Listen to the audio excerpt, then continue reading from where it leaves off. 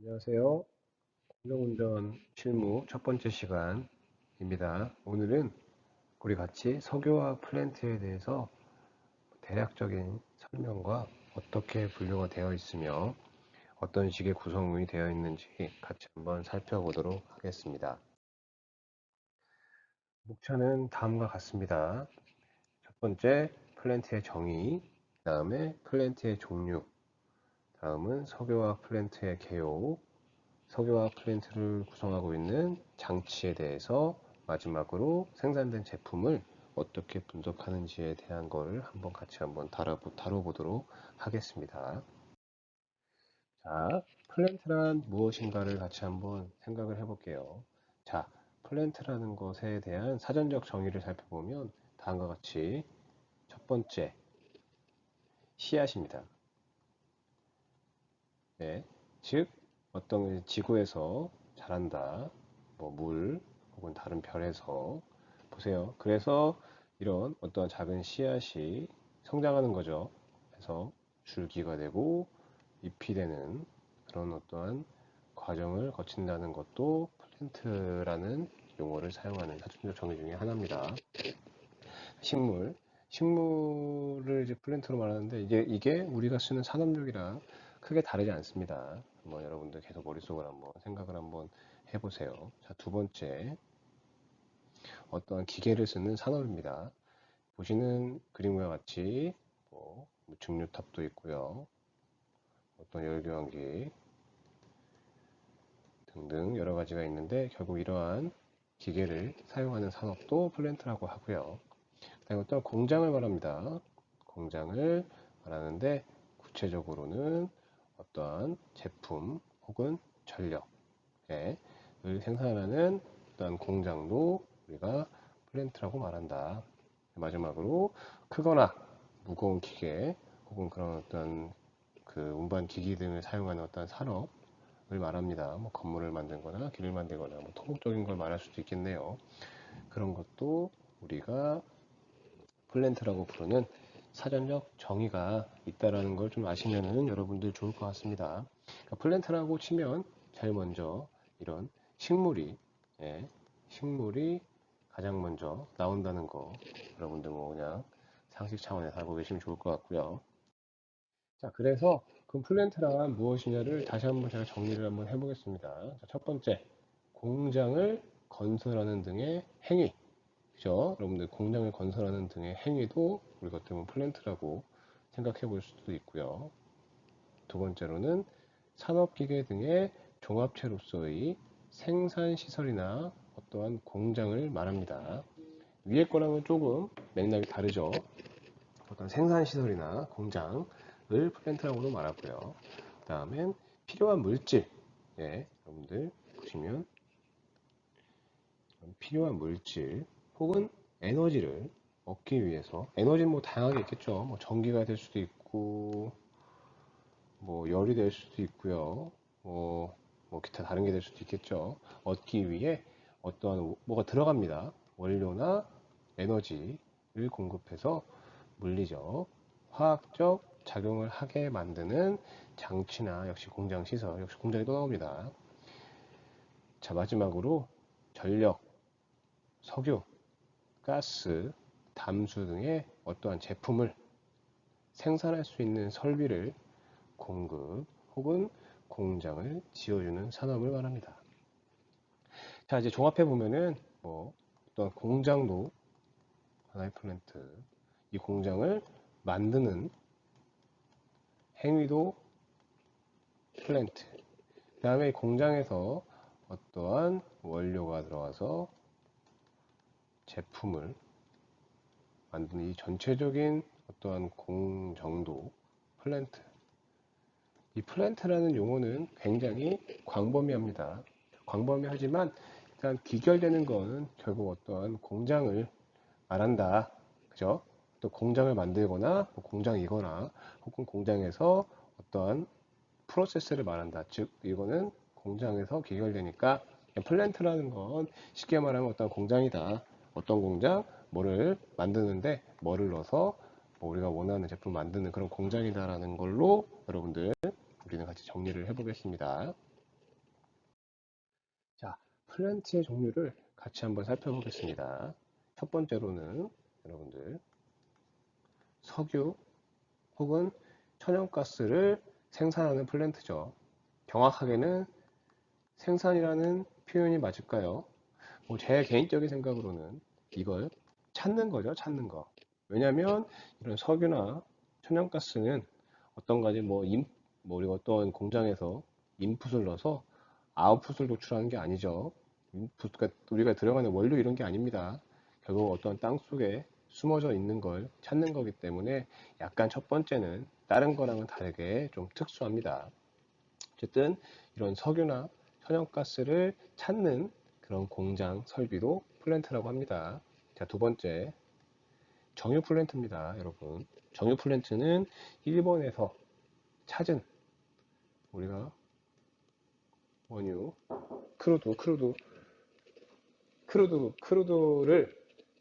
크루드를 가지고 그 크루드를 넣어서 우리가 필요한 다양한 제품으로 분리를 하죠. 정유 플랜트는 LPG, 경유, 휘발유, 순서 바뀝니다. 휘발유도입니다. 제가 임의로 쓰는 거예요. 아스팔트 등 이런 식으로 나누는 게 정유 플랜트죠. 자, 이 두 번째 플랜트부터 해서는 우리가 어떤 인풋 자원이 들어갑니다. 원유가 들어가서 우리가 원하는 제품이 나오고요.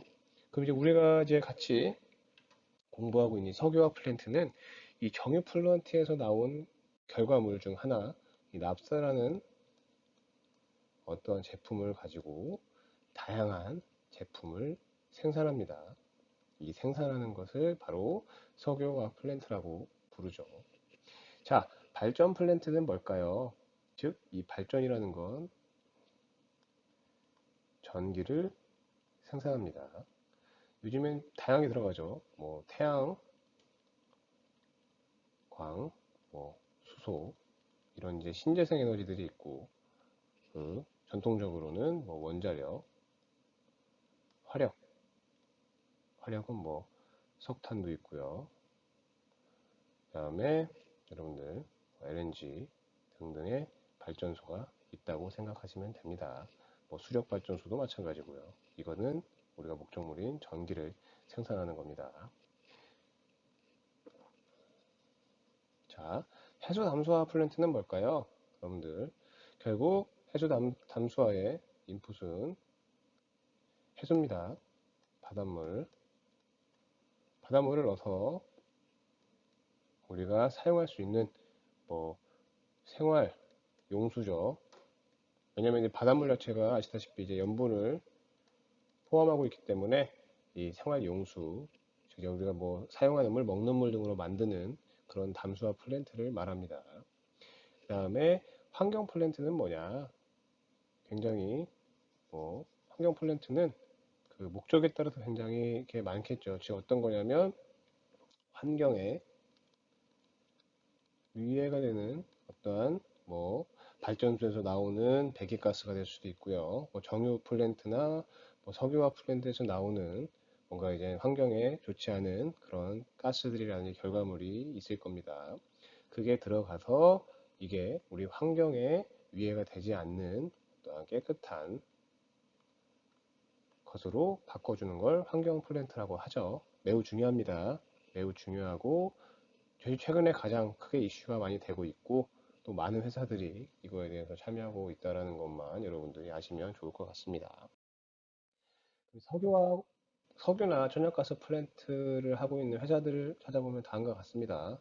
쉘, 아람코, 엑슨, 토탈. 자, 우리나라에서는 이런 그 문의를 많이 볼 수가 없죠. 왜냐하면 여러분들도 아시다시피 우리나라는 이제 기름 한 방울 나지 않는 나라라고도 말을 하고 맞습니다. 그러니까 우리는 석유나 천연가스 플랜트를 쉽게 우리가 취급을 하지가 않죠. 왜냐하면 이제 저게 우리한테는 없는 거니까. 그러니까 이런 미국 같은 데 가보면 이런 주유소들이 되게 많습니다. 토탈 같은 경우에는 여러분 좀 윤활유 같은 걸로도 우리가 경험을 해보셨겠죠. 이런 것들은 대부분 이제 우리가 익숙하지 않지만 이런 기업들이 석유나 천연가스 플랜트를 가지고 사업을 하고 있다. 자, 정유 플랜트. 우리나라에 4개 기업이 이걸 가지고 있습니다. SK에너지, GS 칼텍스, S-오일, 현대오일뱅크. 자, 공통점이 뭐죠? 주유소입니다. 네, 주유소를 가지고 있는 기업이고, 우리는 이 4개의 주유소에서 차에 기름을 넣고 생활하고 있습니다. 자, 석유화학 플랜트는 굉장히 많지만 뭐 대표하는 기업이 아니고 제가 그냥 아는 기업을 쓴 거니까요. 뭐 이소화학이라든지 뭐 한화학, 금호석유화학, 애경유화, 뭐 대한유화, 그리고 위에 있는 뭐 SK에서 같이 하는 케미컬, 뭐 GS 칼텍스, S-오일, 뭐 현대오일뱅크 등등도 석유화학 플랜트는 같이 가지고 있다라고 여러분들 알고 계시면 좋을 것 같습니다. 자, 발전 플랜트는 여러분들 아시다시피 뭐 한국전력 대표적인 이 한국전력이 여러 가지 발전사를 또 가지고 있죠. 뭐 동서발전, 남부발전 등등. 뭐 한국수력원자력도 마찬가지겠지만 약간 성격을 달리하니까 원자력에서는 한국수력원자력. 뭐 민간 발전사로는 뭐 포스코에너지, 뭐 GS파워, SKENS 등 이런 기업들이 아까 제가 설명드렸던 다양한 발전 플랜트를 가지고 있고요. 해수 담수화 플랜트 같은 경우에도 뭐 이제 두산중공업, 뭐 삼성엔지니어링, 한국수력원자력 그리고 엔지니어링 회사들은 대부분 많이 참여를 하고 사업에 많은 총력을 기울이고 있습니다. 환경 플랜트는 그 아까 제가 설명드렸다시피 뭐 이제 기업 규모가 뭐 되게 뭐 작은 기업도 있을 수 있고 뭐 큰 기업도 있을 수 있고 결정적으로는 환경 플랜트는 모든 기업에서 네, 하고 있죠. 예. 우리가 뭐 ESG라고 말하는 것 중에 제일 중요한 인바이러먼트, 이 환경에 관련된 내용이기 때문에 이거는 많은 기업에서 하고 있다라고 여러분들 알고 계시면 좋을 것 같습니다. 자, 그러면 우리가 이 석유화학 플랜트에 대해서 같이 한번 살펴보도록 하겠습니다. 자, 석유화학 산업은 여러분들 석유 제품, 납사죠. 예. 또는 나프타라고도 부릅니다. 천연가스를 원료로 합성수지 혹은 합성섬유 원료, 합성고무, 각종 기초화학 제품을 생산하는 산업입니다. 즉, 석유화학 산업은 딱 이 영역입니다. 이렇게가 우리가 말하는 석유화학 산업이고요. 이 앞쪽은 석유산업, 정유죠. 정유라고 많이 얘기합니다. 아까 말했던 우리가 4개의 그 주유소를 보유한 기업이 하고 있는 이 정유, 즉 이 원유가 들어가서 뭐 중유, 아스팔트, 경유, 뭐 등유, 휘발유, 납사, LPG를 만들어내는 거고요. 거기서 생산된 납사를 가지고 뭐 기초유분, 뭐 중간 원료 등을 가지고 다양한 제품을 우리가 만들어내는 산업이 바로 석유화 산업이다 라는 걸 여러분들 꼭 기억하시면 좋을 것 같습니다. 이게 처음에는 약간 이 두 개의 영역이 약간 이제 중복되는데 좀 쉽게 여러분들이 생각하시면 그러니까 주유소를 가지고 있는 기업은 석유산업, 즉 이제 정유사고요. 그렇지 않은 석유와 관련된 기업이 바로 이제 석유화 산업에서 예, 뭐 사업을 하고 있는 기업이다라고 여러분들 이해하시면 좋을 것 같습니다.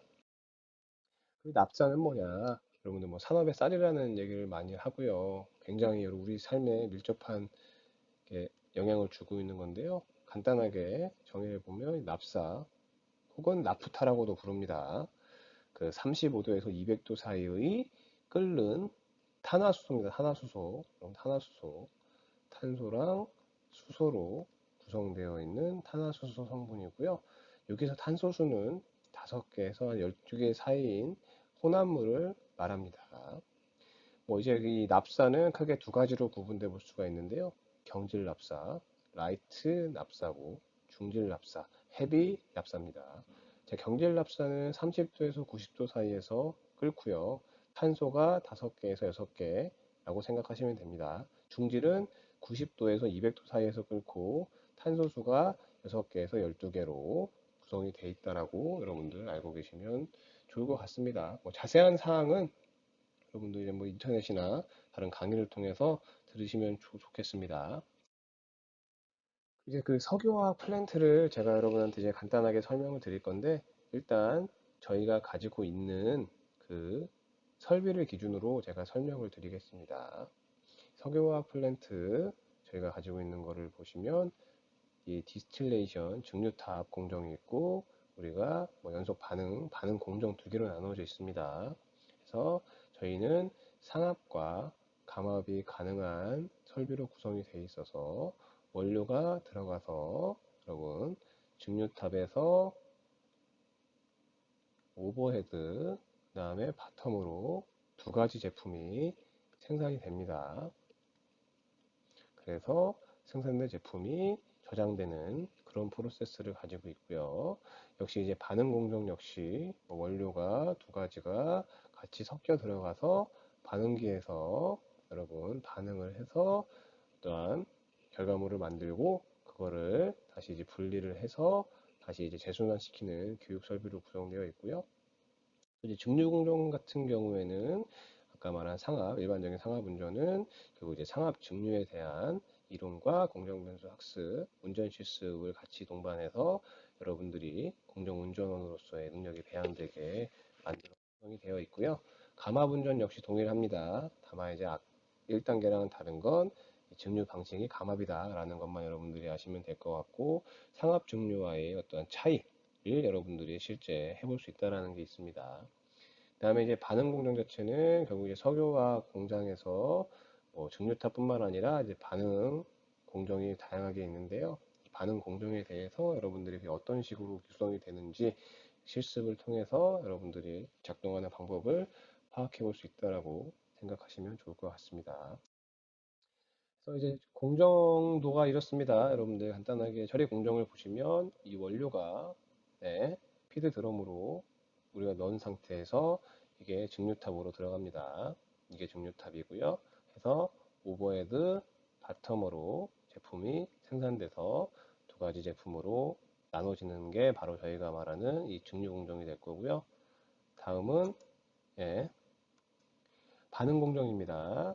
이 반응 공정은 바로 이 반응기, 이게 반응기입니다. 이 반응기에서 연속 반응, 뭐 촉매 반응이겠죠. 안에 어떠한 촉매를 넣어서 반응 후에 다시 이제 제품을 지금 이제 반응시킨 후에 제품을 저장해서 보는 게 있고요. 마지막으로 이제 회분식 반응기. 자, 회분식 반응기는 여러분들 이제 지금 이제 회분식 반응기가 따로 있는 겁니다. 그래서 일반 그 정밀화에서 가장 많이 쓰고 있는 회분식 반응기도 구비가 돼 있어서 회분 반응을 해서 예, 그런 운전과 그다음에 실제 실습을 해볼 수 있는 설비가 되어 있습니다.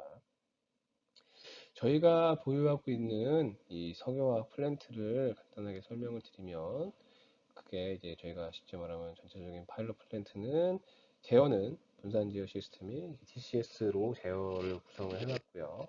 그 다음에 환경 설비를 만들어서 스크라바나 액티베이티드 카본 필터 같은 거를 같이 둬서 뭔가 문제가 생겼을 때 대응할 수 있게끔 구성을 해놓았습니다. 그 다음에 공장 가동을 위해 필요한 뭐 압축기, 뭐 냉각수, 펌프 등등의, 그 다음에 뭐 가스 저장소 등의 유틸리티 설비도 구성이 돼 있어서 실제 여러분들이 가시고 있는, 일하시고 있는 공장 혹은 가셔야 될 실제 공장과 동일한 환경에서 교육을 하실 수 있다라고 생각하시면 됩니다. 실제 공장과 뭐가 다르냐? 그러면 크기랑 용량이 다르다라는 것만 여러분들 알고 계시면 좋을 것 같습니다. 이제 저희 이제 그 파일럿 플랜트동, PP동에 있는 실제 플랜트 사진이고요. 여러분들 이제 여기서 실제 실습을 하시면서 같이 공부를 하실 겁니다. 여기 보시면 이제 다른 건 됐고요. 안전 관련된 슬로건 같은 거를 제가 많이 붙여놨습니다. 실제 여러분들이 이제 기업에 가셔도 이런 안전 관련된 슬로건 같은 거를 굉장히 많이 보실 건데요. 꼭 주의하십시오. 결국 이제 여러분들 몸이 가장 중요한 겁니다. 그래서 이제 안전사고 없게끔 저희가 실습을 하더라도 안전보호구 같은 거는 무조건 착용을 하고 여러분들 실습을 하기 때문에 뭐 여러분들 크게 다칠 일은 없겠지만 그래도 어떤 상황에 어떻게 벌어질지 모릅니다. 그 때문에 항상 자기 몸은 스스로 지키는 그런 태도와 생각이 필요합니다. 이제 간단하게 제품 구성을 보시면 다음과 같은 베슬, 뭐 아까 말한 드럼이죠. 그래서 원료가 저장되는 그런 이런 저장 탱크가 이렇게 위치하고 있고요.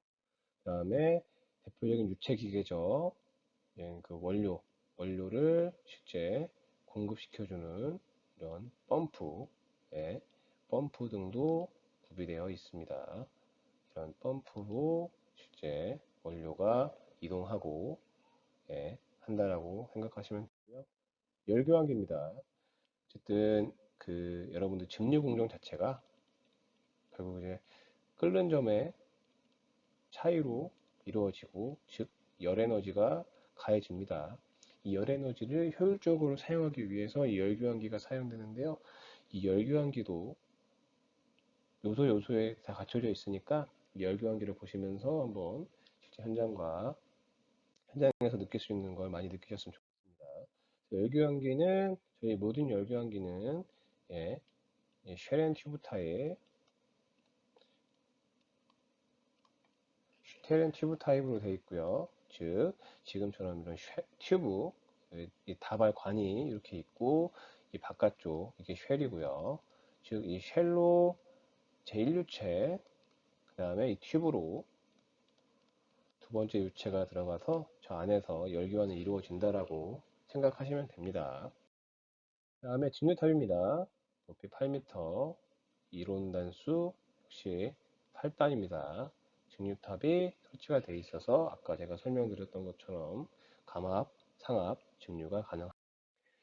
자, 이건 직류탑 내부 사진입니다. 직류탑 내부 사진으로 보시는 것처럼 이 패킹이 이렇게 되어 있고요. 이 패킹이 지금은 직류탑에 들어 있어서 저기 들어가는 원료가 들어가서 이 안에서, 예, 우리가 원하는 이제 증류 공정이 이루어진다라고 아시면 됩니다. 이 패킹 같은 경우는 진짜 보기가 어렵기 때문에 이렇게 생겼다라는 것만 여러분들이 조금 알고 계시면 나중에 이제 머릿속으로 그림을 그리실 때 더 도움이 될 것 같습니다. 그다음에 이제 그 생산된 제품이 어떻게 구성이 되어 있느냐라고 하면은 그 보시는 것처럼 이런 GC, 가스 크레마토그래피라는 건데요. 그래서 이제 하이드로카본 함량이 분석이 되고, 분석 코드는 EPA 8015C 코드로 분석이 되는 거고요. 분석은 이렇게 생겼습니다. 그래서 뭐 이제 약 이제 뭐 40도에서 450도로 운영할 수 있고, 온도는 0.1도 단위로 되게 0.1도 단위로 되게 이제 센시티브하게 작용할 수 있고요. 뭐 어쨌든 이걸 통해서 우리가 원하는 제품이 생산이 됐냐 안 됐냐를 파악해 볼 수가 있고요. 그 다음에 증류 분석 장치가 있습니다. 즉 우리가 끓는 점의 순도를 파악하는 건데, 뭐 5%에서 뭐 95%, 뭐 이제 그 제품이 이제 그 끓기 시작했을 때 뭐 온도를 딱딱딱 찍어주는 건데요. ASTM D86의 코드에 의거돼서 분석이 되고, 그다음에 이렇게 생겨서 실제 우리가 이걸 통해서 생산된 제품의 끓는 점의 차이를 파악해 볼 수 있다라고 보시면 되고요. 그러니까 증류 분석 장치는 보통 이제 뭐 정유사에서 많이 사용하신다고 보면 될 것 같고, GC 같은 경우에는 일반 석유 화학이나 다양한 화학 분석에 대한 가장 기초적인 분석 기기다라고 여러분들 알고 계시면 좋을 것 같습니다.